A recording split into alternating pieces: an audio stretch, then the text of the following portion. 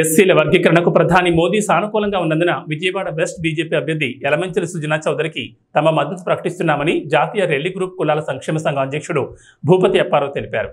SC వర్గీకరణకు మోదీ మద్దతు తెలపడం హర్షణీయమని, అందుకే బీజేపీ పశ్చిమ అభ్యర్థి యలమంచిలి సుజనా చౌదరికి రెల్లి సంఘం సంపూర్ణ మద్దతు ప్రకటిస్తోందని తెలిపారు.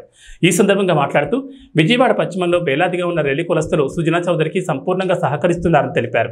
రెల్లి యువతకు ఉద్యోగ అవకాశాలు లేవని, మున్సిపాలిటీలో శానిటరీ విభాగంలో ఉన్న ఖాళీ పోస్టులను రెల్లి యువతతో భర్తీ చేయాలని అప్పారావు డిమాండ్ చేశారు.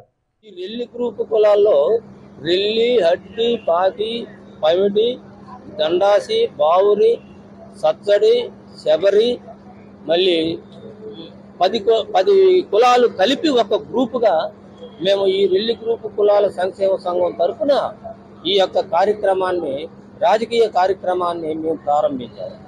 ముఖ్యంగా గతంలో 2000 నుంచి 2004 వరకు ఈ 10 కులముల వారు వర్గీకరణలో 1% లబ్ధి పొంది లాస్ట్ గ్రేడ్ సర్వీస్ నుంచి గ్రూప్ 1 ఆఫీసర్ వరకు కూడా 1% లబ్ధి పొందారు.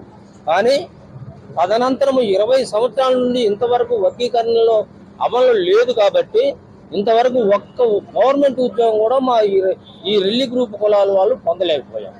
ఇప్పుడు ప్రధానమంత్రి నరేంద్ర మోడీ గారు వారు ఒక దృఢమైన నిర్ణయం తీసుకొని తెలుగు రాష్ట్రాల్లో వర్గీకరణ చేయడానికి తగిన హామీ ఇచ్చినందున, అందులో మరి సుజనా చౌదరి గారు బీజేపీ తరఫున పోటీ చేస్తున్నందున ఈ రాజధానిలో ఏదైతే మా రెల్లి గ్రూప్ కులస్తులు అధిక సంఖ్యలో ఉన్నారో, ముఖ్యంగా ఇంచిపేట, టైలర్పేట, విఎంసి కాలనీ, టైలర్పేట, మరి పడమట, జోడుబొమ్మలు, ఇవన్నీ కూడా మా రెల్లి గ్రూప్ కోనలంతా పైకెక్కి ఉన్నారు. వీళ్ళందరి మద్దతు మేము సుజనా చౌదరి గారికి ఇవ్వటానికి సమిష్టిగా నిర్ణయించుకున్నాం సంపూర్ణంగా.